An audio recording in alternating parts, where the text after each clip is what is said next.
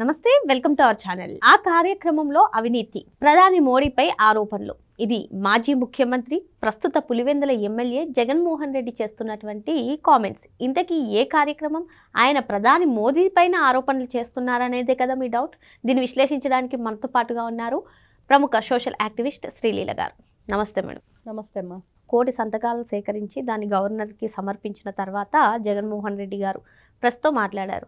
మరి యోగాంధ్ర గురించి ఆయన కీలక కామెంట్స్, అదేవిధంగా ఋషికొండ గురించి కూడా చేశారు. మరి ఆయన చేస్తున్నటువంటి కామెంట్స్లో ఆ యోగాంధ్రలో అవినీతి జరిగిందని, సేమ్ ప్రధాని మోదీ పైన ఆరోపణలు చేశారంటారా? ప్రధాని మోదీ వరకు వెళ్ళలేక యోగా గురించే మాట్లాడారా? ఏ విధంగా అర్థం చేసుకోవాలి ఆయన కామెంట్స్ని? అసలు ఫస్ట్ జగన్మోహన్ రెడ్డి గారు ప్రెస్ మీట్ పెట్టి ఏదన్నా ఒక దేని గురించి అయినా ఒక కార్యక్రమం గురించి మాట్లాడుతున్నారు అంటే ఫస్ట్ ప్రజలందరికీ అర్థమైపోతుంది ఏంటి అంటే ఇతనికి అస్సలు అవగాహన లేదు దాని పట్లని.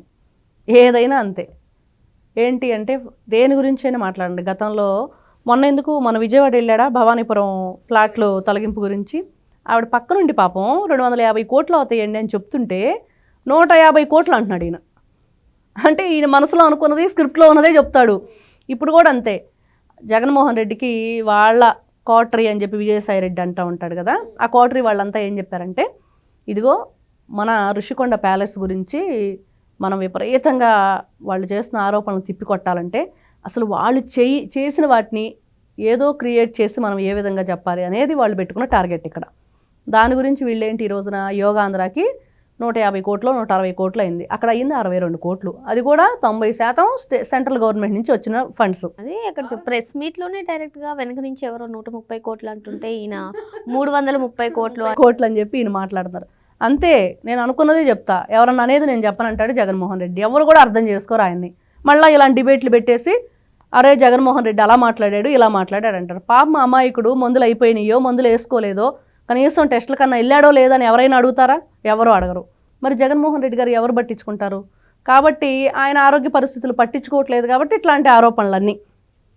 మరి ఈయన మాట్లాడిన మాటలు నిజంగా మోడీ గారినే మాట్లాడారా, లేకపోతే కూటమి ప్రభుత్వం ఇండైరెక్ట్గా అన్నీ అననట్టుగా ప్రధాని మోడీ గారికి జగన్మోహన్ రెడ్డి సవాల్ చేస్తారా? అంత లేదు అని చెప్పి కొందరు అంటున్నారు. దీనిపైన మీ అభిప్రాయం? అసలు నక్కకి నాగలోకానికి అంత తేడా ఉంది. అసలు అనుకోవటానికి కూడా పనికిరాడు జగన్మోహన్ రెడ్డి. వియ్యానికైనా కయ్యానికైనా సమవుజ్జి ఉండాలని, దేంట్లోనైనా సరే మనం సమవుజ్జిగా ఉంటే దేనికైనా ఒక అర్హత హక్కు ఉండిద్ది. జగన్మోహన్ రెడ్డి గారు 12 సంవత్సరాలుగా బెయిల్ మీద ఉన్నారు, 16 నెలలు జైల్లో ఉన్నారు. A1 ముద్దాయి, CBI ఇంకా బోలెడని కేసులు ఉన్నాయి, 32 ED కేసులు ఉన్నాయి. ఇంక ఈ విధంగా చెప్పుకోబడి తల్లిని చెల్లిని గెంట్లోంచి గెంటేశాడు, ఇంకో బాబాయిని గొడ్డలతో వేసేశాడు. బాబాయ్ కూతురు ఈ రోజున న్యాయం కోసం పోరాడుతుంది. మరి గంజాయి బ్యాచ్కి అరికాలు కోటింగ్ ఇస్తే వెళ్ళి పరామర్శించాడు. బెట్టింగ్ రాయుడికి మరి విగ్రహావిష్కరణ చేశాడు. 4 కోట్లు పెట్టి అక్కడ సెట్టింగ్ చేశాడు దేవుడి దేవస్థానాన్ని. మరి తర్వాత 500 కోట్లు పెట్టి ఋషికొండ ప్యాలెస్. ఇంత గొప్ప 2029లో జగన్మోహన్ రెడ్డి గారు వస్తారు కదా, ఎలా వస్తాడు?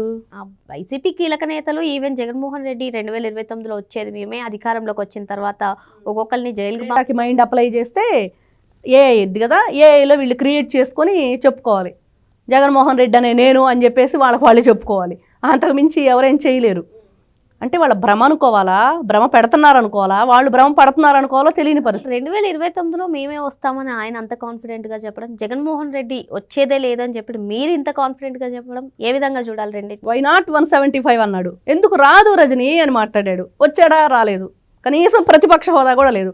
11 పరిమితం అయిపోయి 11 ఎమ్మెల్యేగా పులివందల పులిలాగా మచ్చలు లేని పులిలాగా మిగిలిపోయాడు. మరి ఈ రోజు చూస్తే వాతలు పెట్టుకున్నా కూడా మచ్చలు వచ్చే పరిస్థితి లేదు జగన్మోహన్ రెడ్డి గారికి, పులి అని చెప్పుకోవడానికి.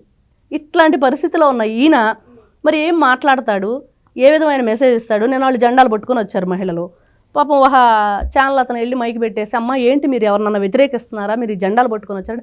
అబ్బాయి మేము ఎవరిని వ్యతిరేకించట్లేదు, ఏదో వచ్చాం పిలిస్తే మాకు సంబంధం లేదన్నారు. ఇది జగన్మోహన్ రెడ్డి గారి పరిస్థితి. ఇంకా ఇంతకంటే ఇంకేముండిద్ది చెప్పు? ఇంత దారుణంగా ఉన్న ఆయన మొన్న ఆయన గ్రాఫ్ గురించి మాట్లాడుతున్నారు. అది చంద్రబాబు నాయుడు గారి గ్రాఫ్ గురించి. జగన్మోహన్ రెడ్డి గ్రాఫ్ ఇది, చంద్రబాబు నాయుడు గ్రాఫ్ అది. మరి ఇంకేం చెప్పుకోవాలి మనం? వీళ్ళ గ్రాఫులు, వీళ్ళ వ్యవహారాలు, వీళ్ళ పరిస్థితి, వీళ్ళ మాటలు, ప్రెస్ మీట్లు. కనీసం ఈయన 1,000 సంతకాలు అన్నాడు. ఆయన అంటున్నాడు 1,04,11,000 చిల్లర వచ్చినాయి అంటున్నాడు. కనీసం ఈ 11 మంది ఎమ్మెల్యేలు సంతకాలు పెట్టారు, దాంట్లో వాళ్ళు కూడా పెట్టుండ్రు. కాబట్టి అసలు జగన్మోహన్ రెడ్డి గారు కూడా పెట్టుండ్రు. ఆయన సంతకం వచ్చిద్దో రాదో కూడా అందరికీ డౌటు. ఎందుకంటే చూసి చదవలేడు కదా, లెక్కలు కూడా సరిగ్గా రావు. ఇట్లాంటి వీళ్ళు ఆంధ్ర గురించి, యోగాంధ్ర జరిపిన కార్యక్రమం గురించి, మరి అక్కడ జరిగిన ఖర్చు గురించి మాట్లాడటం హాస్యాస్పదం. ఏపీ ప్రభుత్వం చాలా ప్రతిష్టాత్మకంగా తీసుకుని యోగాంధ్రాన్ని నిర్వహించింది. మోడీ గారు కూడా ఆరోగ్యానికి ఎంత ప్రాధాన్యత ఇస్తారో మనకు తెలిసింది, యోగాకు కూడా. మరి అలాంటిది ఇప్పుడు యోగా గురించి మాట్లాడారు జగన్మోహన్ రెడ్డి అంటే డైరెక్ట్ అటాక్ నరేంద్ర మోదీ గారినేనా? అసలు ఏం చెప్పారంటారు? ఆయనకి ఇచ్చిన స్క్రిప్ట్ ఏంటి అంటే, ఫస్ట్ ఈ పీపీపీ మోడల్ గురించి, ఇది అయిపోయిన తర్వాత ఋషికొండ ప్యాలెస్నికి ధీటుగా సమాధానం చెప్పాలంటే దాంట్లో పెట్టిన ఖర్చు, యోగాంధ్ర పెట్టిన ఖర్చుని మనం మాట్లాడాలనేది. అలా చేసి ఆయనకు అనుకోకుండానే మోడీ గారిని అనేశారు. ఇప్పుడు ఇంటికి వెళ్ళి కూర్చొని అదే సినిమాలో రవితేజ కూర్చొని ఏడుస్తూ ఉంటాడు, అరే నా కొంప కొల్లేరైపోయిందిరా ఇంకేముందిరా అని, అట్టే ఏడుస్తూ కూర్చున్నాడు నెత్తిన కండ వేసుకొని, వైఎస్ఆర్సీపీ పార్టీ కండ వేసుకొని ఏడుస్తున్నాడు. ఎందుకంటే అరే మీ తెలివితేటలు తగలయ్యా, మీరు ఏమి ఇచ్చారో స్క్రిప్ట్ మాకు తెలియదు, కానీ మొత్తానికైతే మీరు ఇచ్చిన స్క్రిప్ట్లో ఫ్లోలో నేను వెళ్ళిపోయి మోడీ గారిని అనేసాను, మరి నా పరిస్థితి ఏంటి అని. ఈరోజు మీరు చెప్పిన ప్రకారమే ఋషికొండ ప్యాలెస్ చూసుకుంటే 600 కోట్లు ఖర్చు చేసి నిర్మించింది. అది ఇప్పుడు ప్రస్తుతం దేనికి పనిచేయట్లేదు. మరి యోగాంధ్రాన్ని చూసుకుంటే మీరే చెప్పారు 60 కోట్లు అయిందని. అది ఆరోగ్యానికి ఎంత ప్రిఫరెన్స్ ఇచ్చారో మన అందరికీ తెలిసిన విషయమే. మరి రెండింటిని బేరీజ్ వేసుకోవడం వల్ల ఏ విధంగా జగన్మోహన్ రెడ్డి ఎక్స్ప్రెస్ చేశారు దాన్ని? ఆయనకు అసలు ఆలోచన జ్ఞానం ఉంటేనేగా దేనికి తేడాలు కానీ దానివల్ల ఉపయోగాలు కానీ అవేమి తెలియక ఈ కర్మ 2019 నుంచి 24 వరకు రాష్ట్రంలో ఏం జరిగింది, 30 సంవత్సరాలు రాష్ట్రం ఎందుకు వెనక్కి వెళ్ళింది, మరి ఈయన కళ్ళు మూసుకుంటే 3 సంవత్సరాలు ఇట్లా అయిపోతాను ఎందుకంటాడు, మళ్ళీ నేను వస్తే ఒక్కొక్కరిని జైల్లో పెట్టిస్తాను ఎందుకంటాడు, గ్రాఫ్ గురించి ఎందుకు మాట్లాడతాడు, వీటి గురించి అర్థమైతే మరి ఆయన ఉన్నాడు వీళ్ళ ఐటీ మినిస్టర్ అప్పట్లో, కోడి గుడ్డు పెట్టాలి గుడ్డు పిల్లవ్వాలని చెప్పేసి. ఈ కోడిగుడ్డు మీద ఈకలు బీకే కార్యక్రమంలో వీళ్ళు ఉన్నప్పుడు వీళ్ళకి బేరీజులు, వాటి మధ్య తేడాలు, లేకపోతే ఇంకోటి ఎలా తెలుస్తాయి? వేస్ట్ ఇంకా చెప్పుకోవటం కూడా పాపం వీళ్ళ గురించి. మరి మొత్తానికి ఇవన్నీ పక్కన పెడితే నిన్న గవర్నర్ దగ్గర ఏం జరిగిందంటారు? నిజంగా 1 కోటి సంతకాలు సేకరించారా? మరి ఆయన ఈ ట్రక్కులకు జెండా ఊపి మరి ఈ కార్యక్రమాన్ని మొదలుపెట్టారు, ఎలా సాగిందంటారు? పెద్ద డస్ట్బిన్ చూసుకొని ఆ డస్ట్బిన్లో యూజ్ మీ అని ఉండేది కదా, ఇదేదో నన్ను యూజ్ మీ అని అంటుందని చెప్పేసి దాంట్లో వేసి వచ్చాడు జగన్మోహన్ రెడ్డి. ఇదైతే వాస్తవం. ఆయనకు తెలియదు పాపం ఏది ఎలా ఉపయోగించుకోవాలో, దాన్నైనా ఉపయోగించుకున్నాడని ప్రజలు అనుకుంటున్నారు. ఇది ఎందుకంటే గతంలో భార్య సతీ సమేతంగా వెళ్ళిన జగన్మోహన్ రెడ్డి గారు ఏం మాట్లాడారో ఎవరికి తెలియదు. ఆయన ఎప్పుడు కూడా ఎవరినన్నా కలిస్తే ఢిల్లీ పెద్దలతో కానీ విఐపీలతో ఎప్పుడు బయటకు వచ్చి ఒక ప్రెస్ మీట్ పెట్టేసి అక్కడ జరిగిన విషయాన్ని ఎప్పుడు మాట్లాడు. నిన్న కూడా అంతే జరిగింది. లోపల ఏం జరిగింది, ఏం మాట్లాడారు అనేది మాత్రం తప్ప మిగతావన్నీ మాట్లాడతాడు సంబంధం లేనివి. మరి ఇంకా మనం ఏం మాట్లాడతాం? ఆల్రెడీ మెడికల్ కాలేజెస్ గురించి కోర్టుకు వెళ్ళారు. కోర్టులో పీపీపీ మోడల్లో కడితే తప్పేంటి అని కూడా ప్రశ్నించింది. కానీ మరి ఇప్పుడు గవర్నర్ దగ్గరికి ఏదైతే సంతకాలు సేకరించి తీసుకెళ్ళాము అంటున్నారో మళ్ళీ వాటిని కూడా కోర్టులో సబ్మిట్ చేస్తారంట.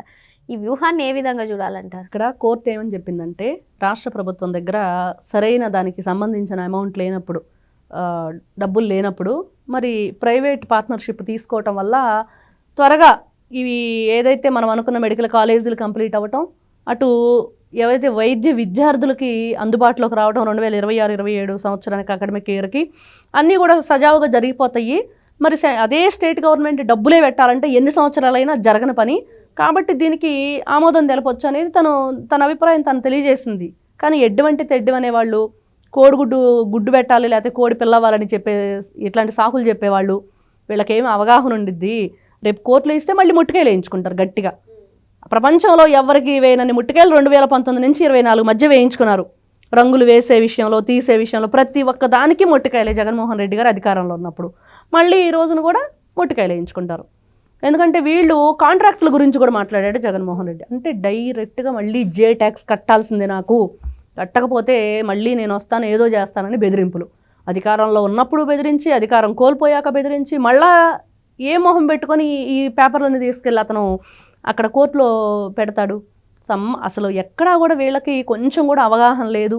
చేసిన తప్పులు, ఆ తప్పులు సర్దుకోపోగా ఆ తప్పుల్ని అంటే కనపడకుండా చేసుకోవడం కోసం ఇంకా 4 తప్పులు చేస్తూ ఉన్నారు. ఇలాంటివన్నీ చేసుకుంటా పోతే రేపు 11 కాదు కదా, పెద్ద గుండు సున్నాలు మిగిలింది జగన్మోహన్ రెడ్డి గారి పార్టీకి. ఏదో స్క్రిప్ట్లో చూసి ఏదో చదవబోయి ఈ విధంగా ఆయన కామెంట్స్ చేశారని, మరి మోదీ గారిని అయితే ఆయన డైరెక్ట్గా అటాక్ చేసేంత సాహసం చేయరని చెప్పి శ్రీలీల గారు చెప్తున్నారు. మరో అంశంతో మళ్ళీ కలుద్దాం. Thank you madam. నమస్తే.